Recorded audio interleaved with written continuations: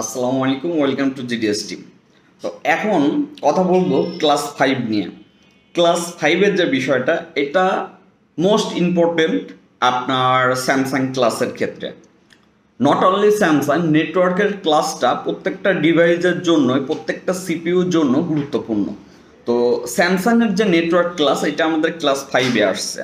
আচ্ছা, ক্লাস 5-এর যে বিষয়টা, এখান থেকে আপনি যে বিষয়গুলো জানতে পারবেন। সাপোজ আপনার স্যামসাং একটা ডিভাইস আসলো, আপনার আগে ফাইন্ড আউট করতে হবে এটা নেটওয়ার্কের প্রবলেম, এটা হার্ডওয়্যারের প্রবলেম, নাকি এটার সফটওয়্যার প্রবলেম।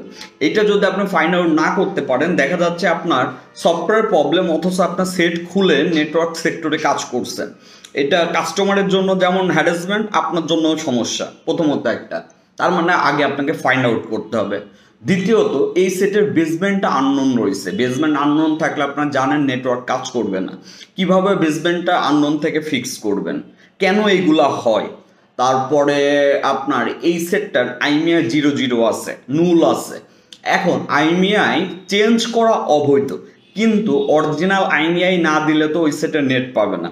তো আপনার অবৈধ কাজ তো করতেছেন না, কিন্তু ওই সেটটার যে অরিজিনাল আইমিআই, এইটা তো আপনাকে ওইখানে রাইট করতে হবে। তো সেই ক্ষেত্রে আপনার এই বিষয়টাও জানতে হচ্ছে।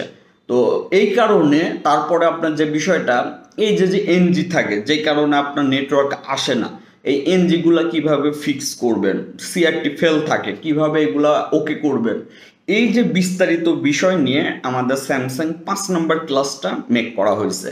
তো কাইন্ডলি GDS টিম মেম্বার একটু কষ্ট করে ক্লাসটা ফোকাস দিয়ে দেখবেন, এবং দেখার পরে যদি কোনো প্রবলেম মনে হয় অবশ্যই আমার ইনবক্সে নক করবেন।